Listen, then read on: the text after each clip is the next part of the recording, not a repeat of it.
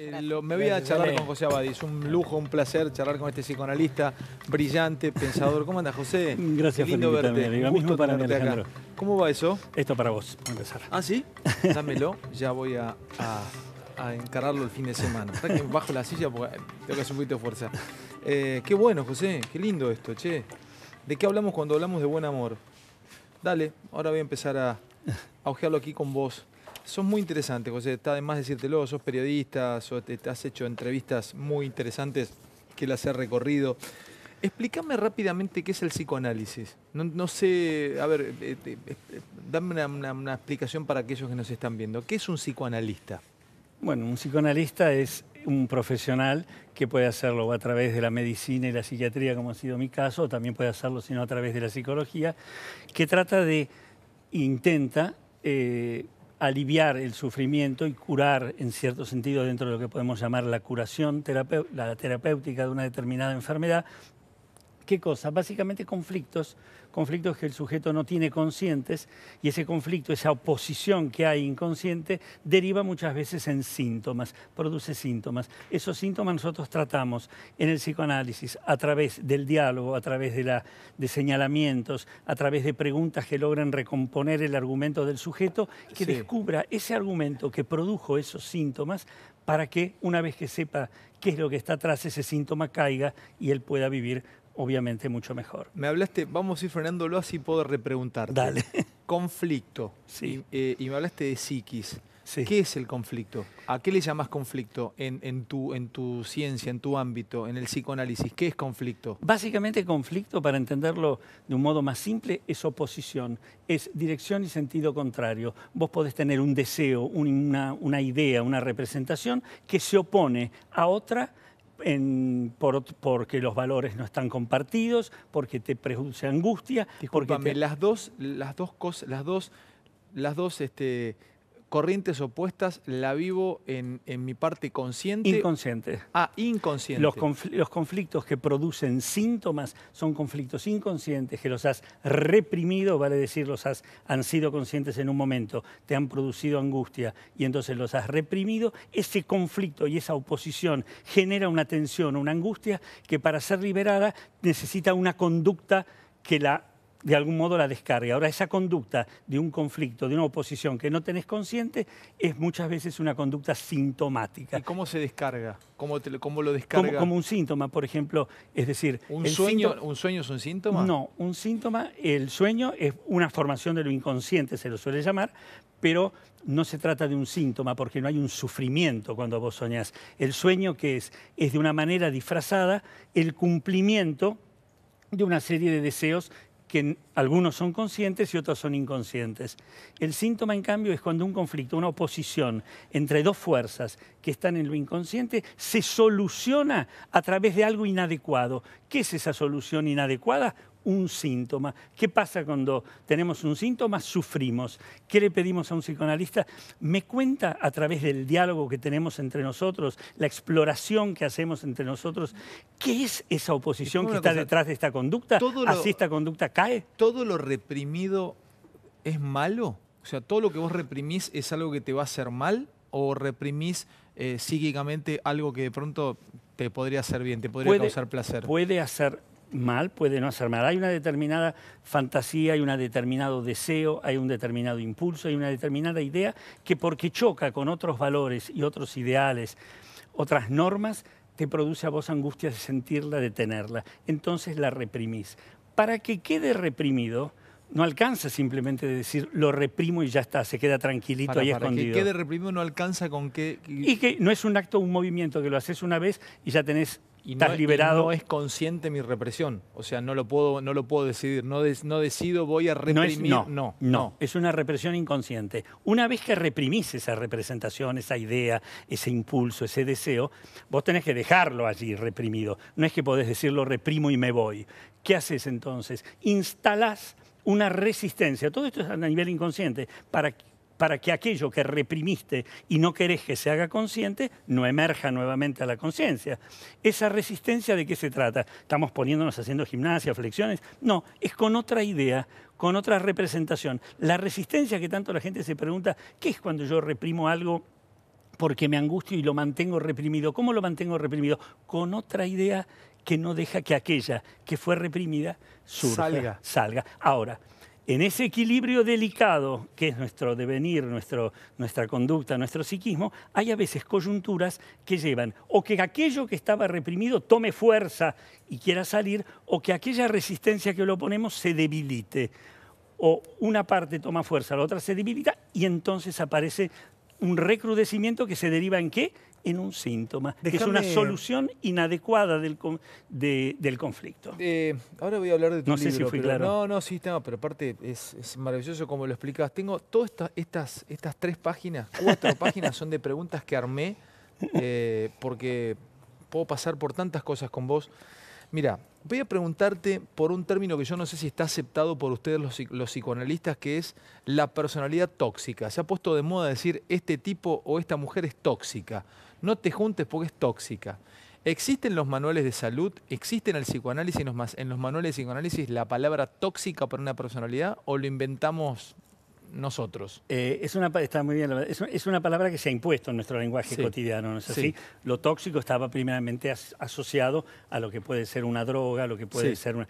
Ahora, se suele hacer referencia también a, como vos decís muy bien, a personalidades tóxicas, a relaciones que son intoxicantes como metáfora. ¿En qué sentido? A esas relaciones que en lugar de generarnos fluidez, bienestar, placer, nos generan ¿qué? Tensión, malestar, conflicto, nos reviven conflictos que tenemos inconscientes, nos generan en último término sufrimiento. ¿El tóxico es tóxico porque quiere ser tóxico o a veces es tóxico porque es inconscientemente tóxico? Bueno, depende qué toxicidad estamos hablando. Uno puede estar con una persona que tiene una determinada estructura de carácter que en función de cómo soy yo, justamente hay determinadas cosas de ese ser que reviven aspectos míos que me hacen infeliz o que me hacen sufrir. Bueno, allí podríamos hacer referencia a que esa es una relación inadecuada y que el contacto con esa persona me deja mal, me crea tensión y malestar. Hay otros personajes que son los que hemos conocido últimamente bastante, que son los psicópatas, que son aquella gente que tiene que son gente, por algo se los llama sociópatas, que en la relación con el otro lo dañan. Pará, porque la psicopatía o los psicópatas se llevaron al cine. Lo que pasa es que los extremos de los ejemplos que se muestran en el cine es un psicópata que termina matando, torturando y destripando, y te lo muestra como... Ahora, ¿puede existir del otro lado el que nos está viendo y que conviva en su familia o en su grupo de trabajo con un psicópata que no llega a destriparlo, no llega a matarlo, pero le demuestra psicopatía todo el tiempo? Claro, ¿Hay distintos grados de psicopatía? Está perfecto lo que dices. Hay psicopatías que llamamos eventualmente primarias, más profundas y más difíciles de tratar, son todas difíciles de tratar de todos modos, y otras que son de algún modo menos intensas. Pero para que la gente entienda qué es psicopatía, porque se suele decir muy a menudo, el problema del psicópata es que no tiene registro del semejante. Anda despacio, pará. El problema del psicópata no tiene registro del semejante. No hay un registro del semejante, significa no tengo en cuenta que vos sos un otro como yo, un semejante. ¿No empatiza? No. ¿El psicópata no empatiza? No. Empatía, qué buena palabra. Empatía, que es algo que los argentinos necesitamos tanto, es poder ponerse en el lugar del otro sin invadirlo ni ocuparlo, pero es una suerte de identificación que me permite captar algo de lo que al otro le pasa.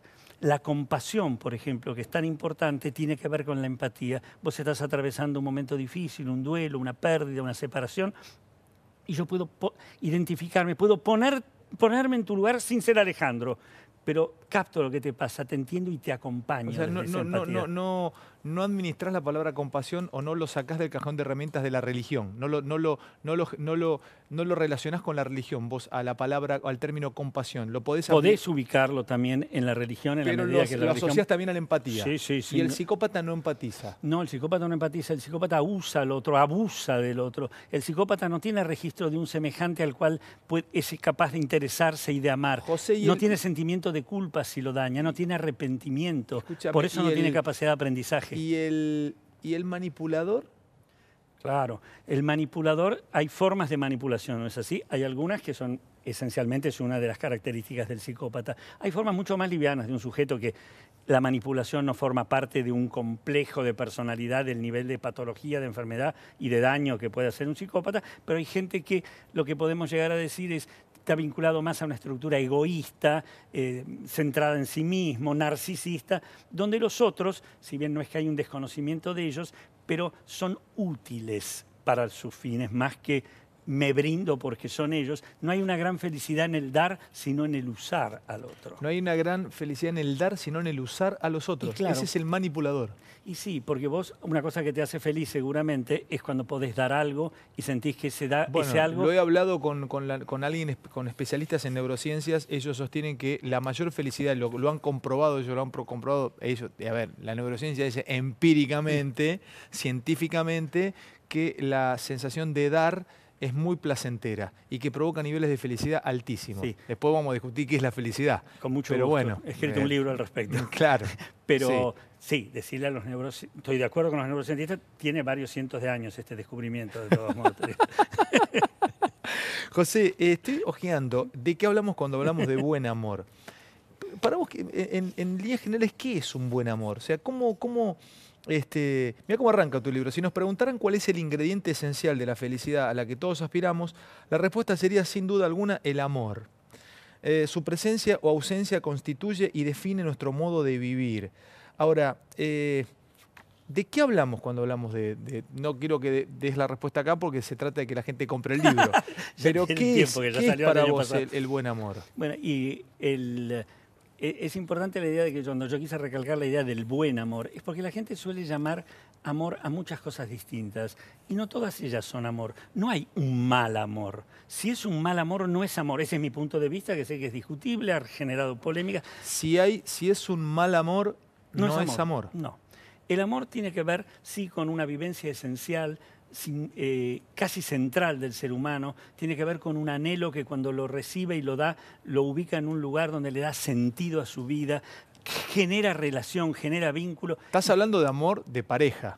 No, no solamente de amor de pareja, de amor de pareja, de amor de padres a hijos. Pero ¿cómo puede haber un mal amor de padre a hijo? Bueno, yo te diría que basta que aunque uno se anime a abrir los ojos y va a haber muchas relaciones padres-hijos, más allá de todo lo que vemos diariamente con sorpresa y con indignación, que serían los máximas casi delincuenciales, pero hay mucha gente que tiene que desde su precariedad, desde conflictos no resueltos, desde identificaciones equivocadas, no ama a lo que es muy ambivalente, tiene momentos de amor, tiene momentos de egoísmo, tiene momentos de manipulación, tiene momentos de opresión. Para vos, eso cuando no hay buen amor, no hay amor para vos. Entonces vayamos al caso más... Cuando lo llamamos amor, pareja. por lo menos cuando hablamos de amor y decimos lo amo o en una pareja me ama, no es hablamos del buen amor. Si se siente el amor es porque es buen amor. Si se siente el amor es porque es buen amor. Te hago daño, porque te quiero, te hago daño, yo no lo compro. Te aconsejo que vos tampoco. Es decir, hay una dificultad en esa relación, en brindar lo que hablábamos antes, en dar, en ser feliz al poder dar algo y en recibir de ese otro esa vivencia que nos da, repito, sentido de vida, existencia, armonía, que es tal vez lo que tanto buscamos en la vida, ¿no es así? Ahora, el amor tiene que ver con básicamente un conocer y transitar al otro, con dejarse transitar, con renunciar a egos para poder ir a lo auténtico del yo. El vínculo del amor es un trabajo, es una labor. Es como la felicidad, no es que lo encontramos de casualidad. Cuando vos hablas de egos, sí. ¿Cuál sería la diferencia entre una buena autoestima y el ego colocado o un buen ego? ¿Existe el buen ego? Sí. Le ponemos ego para separarlo del yo, de lo que sería en el lenguaje corriente, en lo auténtico, lo llamamos un yo auténtico, ¿no? Yo tengo una frase que publiqué una vez que es un ego obeso tiene un yo desnutrido.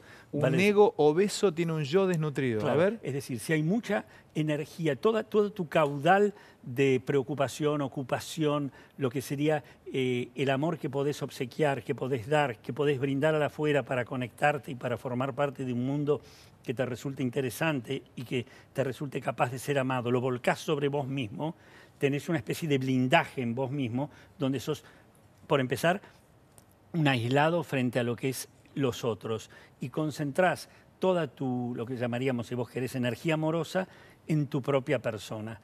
esta especie de ponerle nafta a uno mismo todo el tiempo me desconecta del otro, me busca solamente a mí como motivo de exaltación. Entonces, ahí tenés los autoritarios, los despóticos. Ahora, José, es impresionante la cantidad de parejas que te dan la razón definitivamente en esto, porque, a ver, no hay vos no podés tocar al amor. No podés, no lo tenés en un método científico, hipótesis, claro, inductiva, deductiva, claro, y tenés ahí, claro, estás tocando el amor. Ahora, hay parejas que llevan 35 o 40 años de amor, ella parte de este plano, ella muere o él muere, y a lo poco tiempo muere él o muere ella. O sea, hasta me sensibiliza decirlo. Claro. Es como que no pueden vivir sin el otro amor, o sea, que se mueren de amor. O sea, o se mueren, no sé si se mueren de amor. De la falta de amor. De la falta de amor. O sí, de ese amor que ya no está, o de ese amor que nutría y que nutre. Sí. ¿Sabés que es cierto lo que vos decís? Y lo vemos a veces en parejas de gente que ha convivido muchísimos años juntos, son ya ancianos, y a veces la vida, la propia identidad se ha formado en medida que el otro también está a su lado. Es decir, y cuando el otro parte, hay un momento en que nosotros... Tiene como algunos momentos la partida del otro, ¿no? En un principio nuestro ser amado cuando se nos va, lo acompañamos, lo dejamos ir, se lo entierra, una parte nuestra se va con él. Ahora, el proceso del duelo significa, cuando podemos hacerlo del modo mejor posible, es recuperar aquello que se ha ido de nosotros allí, no enterrarnos con la persona perdida, sino volver a tener nuestra propia persona, nuestra identidad, eso que somos, y poder a la persona que se ha ido, luego de llorarla, luego de sentir esa ausencia y esa tristeza, darle ese lugar en el recuerdo, en el alma, en la memoria amorosa, que lo eterniza en parte, pero que también nos permite a nosotros volver a amar. No vayamos al punto extremo de la muerte. Primero, porque me aterroriza que en un ratito quiero hablar de eso con vos. ¿Cómo no? Pero estamos un viernes a la noche, tranquilo, hablando con un psicoanalista del tamaño y un pensador como José. Darnos estos gustos en la pantalla de América es un lujo realmente. Gracias, Ale. Vayamos a otro tipo de duelo. Sí. Que es terminar con tu pareja. No hay muerte acá. Terminás con tu pareja después de muchos años, te amaste, terminaste bien, decidís, tenés hijos en común o no, terminaste bien, te separaste. A ver, me ocurre a mí, o sea, yo terminé con una pareja de muchos años, con Miriam, y siento un profundo amor por ella, claro, y ella siente un profundo amor por mí, y no sé cómo definírtelo ese amor. Siento amor, o sea, es amor, y si le pasara algo me estaría ahí, yo siento que ella también por mí, y como yo, hay muchas parejas que le ocurre esto, que se separan y que sí tienen esa sensación de... que yo sé que cuento con ella cuenta conmigo, y son más los casos de este tipo que los casos que terminan mal, porque los casos que tienen fama son aquellos casos que terminan mal. Pero yo creo que el ser humano debe, no sé, ojalá que sea así como yo te lo estoy preguntando. Vayamos no a la muerte, pero a la terminación de algo. Un trabajo. Suponte que yo el año que viene quiera dejar esto, quiera dejar 20 años de medianoche. Yo hace 20 años que hago la medianoche de televisión. O suponte que alguien no está viendo el otro lado, que es camionero hace 18 años, el año que viene quiera tener una huerta orgánica. O el que deja o que termina la secundaria. O el que termina una carrera universitaria después de 8 años. ¿Existe duelo ahí también? Sí. ¿Existe duelo? Sí, qué buena pregunta, porque tiene que ver con, básicamente, con la posibilidad que tiene un ser humano de cambiar, con la posibilidad de innovar. Hay un duelo que, para poder ser elaborado del mejor modo posible, no tiene que ser vivido tanto en términos de la clausura, de la pérdida, como si fuera muerte que decías antes, sino como un ciclo de la vida que nos ha nutrido, lo guardamos como experiencia, lo llevamos adentro nuestro como lo que hemos perdido. Nosotros tenemos la posibilidad de... yo no sé si existe la vida eterna, porque la verdad que no tengo el dato, si no sería... Pero sí sé que si alguien fallece y yo puedo guardarlo en mi memoria amorosa, mientras yo esté vivo, él está de algún modo viviendo. ¿Me repetís eso que es hermoso? Sí, quiero decir, cuando alguien se va puede decir, no sabemos si tiene vida eterna, si inmortalidad, más allá, que eso depende de lo que cada uno crea. Pero sí sé que los hombres tenemos los seres humanos tenemos una capacidad maravillosa que se llama memoria amorosa, que es poder guardarlo en ese lugar tan particular de nuestra alma y de nuestro ser, y que tiene que ver con aquello donde lo recordamos, en movimientos que tenemos, nutre nuestro ser, José, y mientras estamos nosotros, lado hay algo de una vida simbólica que claro, prosigue. pero por otro lado también me dicen, soltá. ¿Dónde me paro en ese punto, José? Porque por un lado duelo, por otro lado me dicen soltá. ¿Cuál sería dijiste armonía? ¿Cuál sería el virtuosismo? Y vamos a homenajear a los griegos Sí, que sé no, que a vos pero te... fundamental lo que preguntás, Sí. ¿sabes? Ujú. Porque la diferencia está justamente en esto que te decía. Yo puedo dejar partir a la persona en términos concretos, puedo no zambullirme en la muerte con esa persona, vuelvo a ser yo, le doy un lugar en el recuerdo, su presencia, no estoy en la inmediatez de la muerte, sino que la reconozco como parte de mi historia, la ubico en mi memoria y eso me pone también libre para homenajear también esa pérdida, haciendo que conectándome de nuevo con el mundo, con los otros, en último término, teniendo esa disponibilidad de poder volver a amar y ser amado. Entonces, está en calidad de recuerdo, de historia viva nutriente, pero no en calidad de momento traumático que me tiene alojado a mí en la muerte del otro y no me deja tener mi vida a partir de allí y hacer el principal homenaje que se le puede hacer a alguien que uno pierde y amó, que es poder volver a amar. Es hermoso eso que estás diciendo, pero incluso más allá de una muerte. O sea, vos te separaste de una pareja después de muchos años. El mejor homenaje, si terminaste bien con esa pareja, que podés hacerle a tu expareja es demostrar que podés volver a amar. No te quepa duda, Alejandro. Por eso dijiste algo muy importante antes, que es esas separaciones que tienen lugar, pero se guarda algo de lo que es el reconocimiento y el agradecimiento de lo compartido, de los proyectos compartidos, sería algo así. Y bueno, no tenemos más ese caudal, esa energía que nos convierte en esos amantes, en ese amor que convive en la relación de pareja. Pero cada uno de ustedes sabe que forma parte de la historia del otro y hay una mirada y un recuerdo, tal vez hasta la nostalgia acompaña alguno de esos recuerdos, donde formarán para siempre van a tener siempre el carácter de testigos de quien uno ha sido en esta vida y de reconocimiento. Sigo tantas cosas, José, tan interesante. La verdad que ahora te voy a hacer una propuesta cuando termine el programa, a ver si me la aceptás. Quiero preguntarte por... a ver, viste que hay una cierta, hay una categoría de gente que te dice, yo te digo las cosas en la cara. Si te gusta, y si no te gusta, me da lo mismo. ¿Qué hacer con ese que te dice las cosas? ¿Está bueno decir las cosas en la cara? Yo no me guardo nada, José. Yo soy así, yo te digo las cosas, no te gustan, problema tuyo. ¿Es problema mío si no me gusta lo que me estás diciendo? ¿O debería cuidarse aquel que te dice las cosas, el de esta especie, que te dice, yo soy de los que te dicen las cosas en la cara?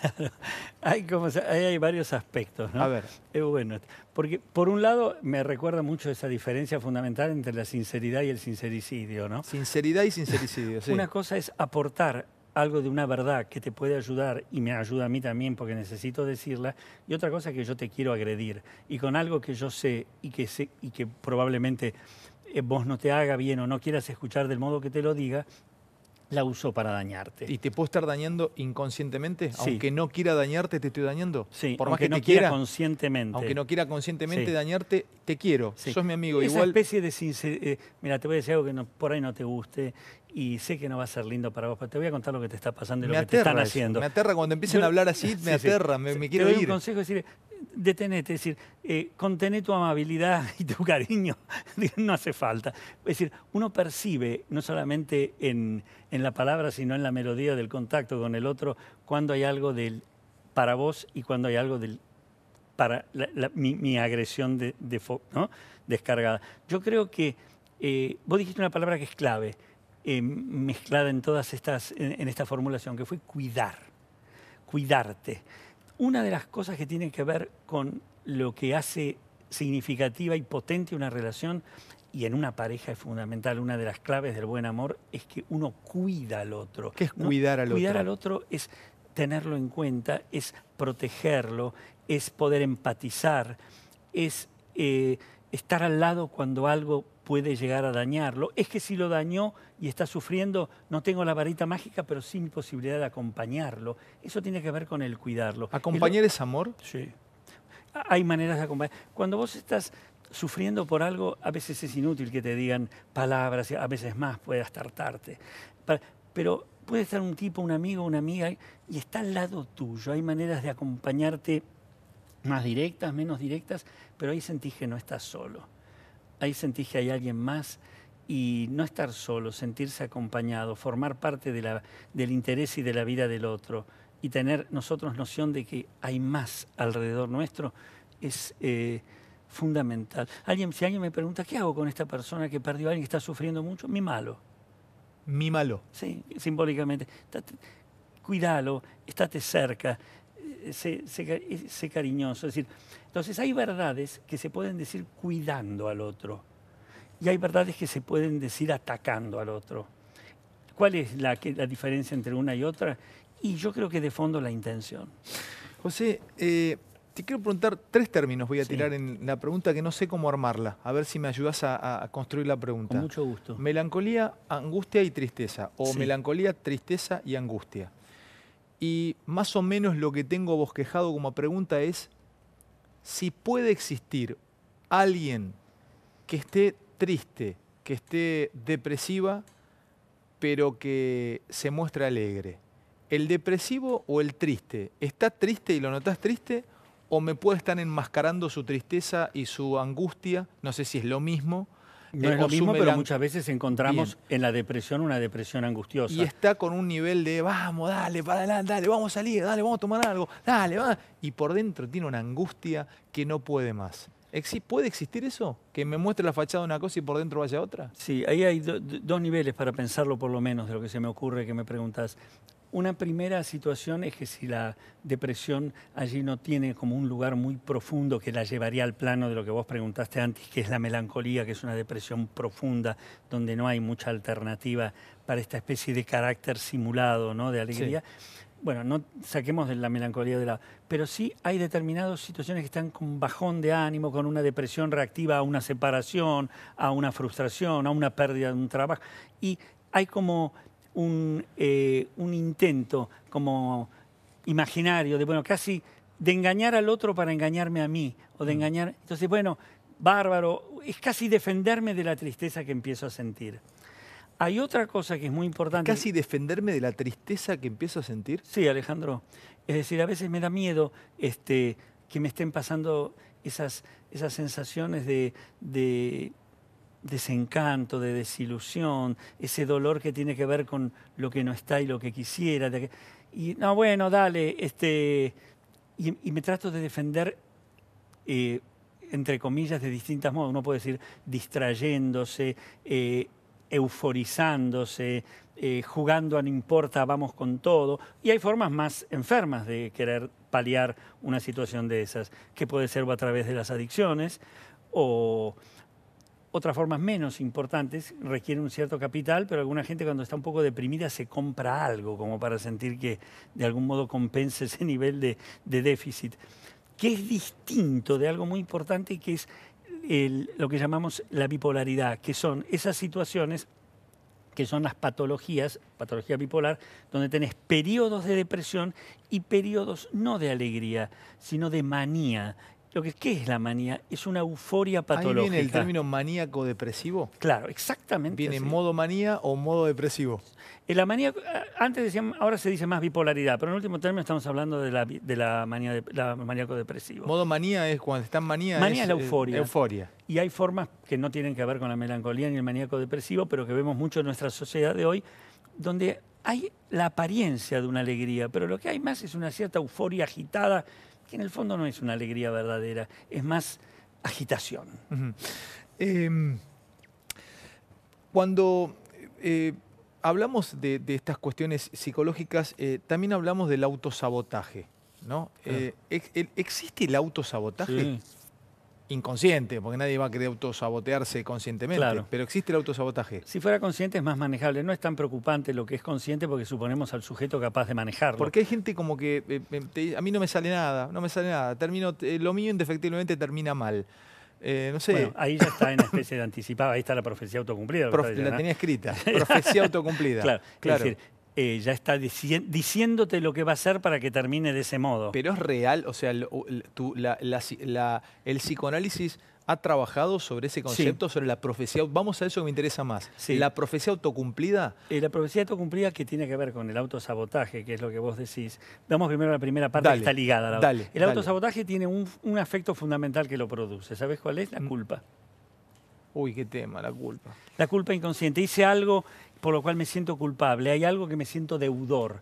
No me siento con derecho y con merecimiento. A veces no es una deuda genuina, verdadera, justificada, pero inconscientemente, en función de un deseo que lo reprimí, pero me pareció inadecuado, tuve un sentimiento de culpa.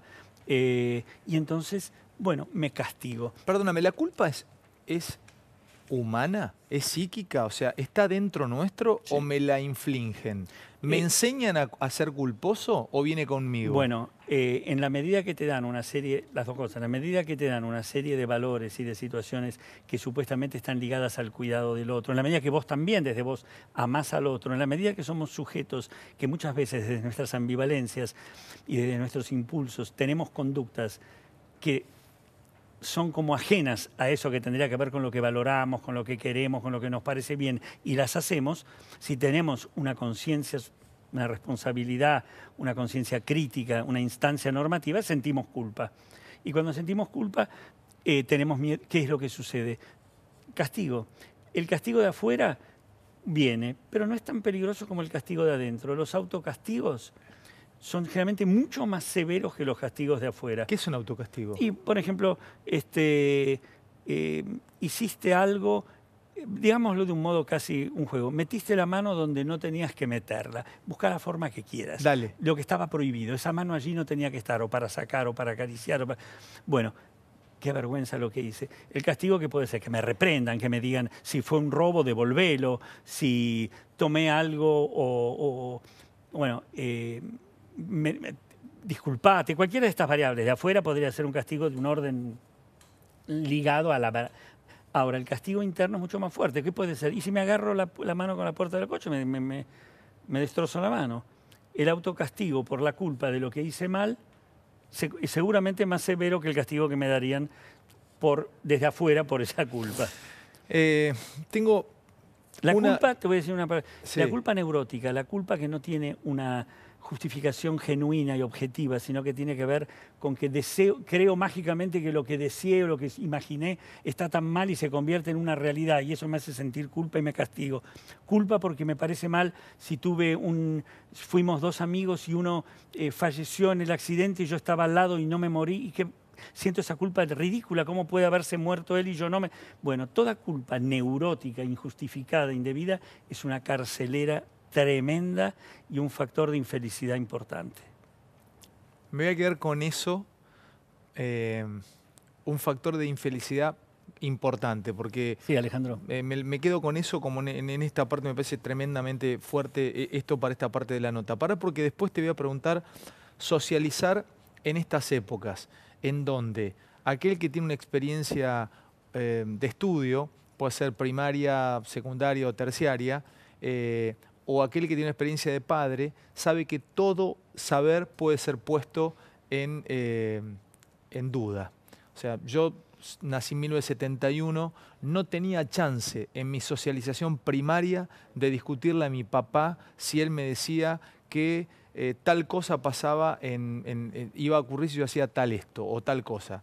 Y hoy, si yo tuviese 10 años, 11 años, si mi papá me dice eso, voy a YouTube o veo, googleo y diría, mira papi, ¿sabes qué? Esto no es así como decís vos. Entonces, ¿cómo socializás en esta época? ¿Cómo enseñás como padre en una época de tamaña información en el mundo para los chicos o para los hijos? No me lo contestes ahora. La cantidad de gente está escribiendo por la charla que José nos regala a esta hora de la noche. Si fueron 40 minutos de conversación, es impresionante. Ya exactamente 1:20 de la mañana. José, me has regalado este libro con esta dedicatoria. Indagaciones, preguntas y reflexiones. Claro, yo te he escuchado vos, la repregunta es el motor de una charla. Es el motor. La pregunta es lo que tiene que ver con lo nuevo, con disolver lo congelado, con instalar nuevas combinatorias. Vos decías la relación del padre y el hijo. Antes se creía que el padre tenía que ser el que sabía todo y el hijo simplemente obedecer y repetir. Hoy sabemos, como dijo Steiner, que es uno de los tipos que más entiende de la cultura contemporánea, lingüista. George Steiner, sí, dijo que el maestro, el verdadero maestro, y acá podríamos poner el padre también, es el que le enseña al discípulo o el padre al hijo muchas cosas para que las aprenda, pero le enseña una en particular, a refutarlo. Eso es lo que crece. Hay una anécdota muy divertida que aparece en lo de Bateson, donde un pibe va y le pregunta al padre, papá, el papá de Juan le dijo que él sabe más que él, ¿es cierto eso? Y el padre le dice a ese hijo que le pregunta eso, mira, te voy a contar algo. Una vez fue un chico y le preguntó como tu amigo al padre, papá, ¿vos sabes más que yo? Y el padre le dijo que sí. Le dijo, papá, ¿y todos los padres, el padre de fulano también sabe más que él? Sí, por supuesto, el padre de fulano sabe más que él, es el padre, querido. Dice, ¿todos los padres saben más que los hijos? Por supuesto, todos los padres saben más que los hijos. Te quería hacer una pregunta, papá. ¿Quién inventó la máquina de vapor? Le dice, James Watt, hijo. Sí, ¿por qué no la inventó el padre?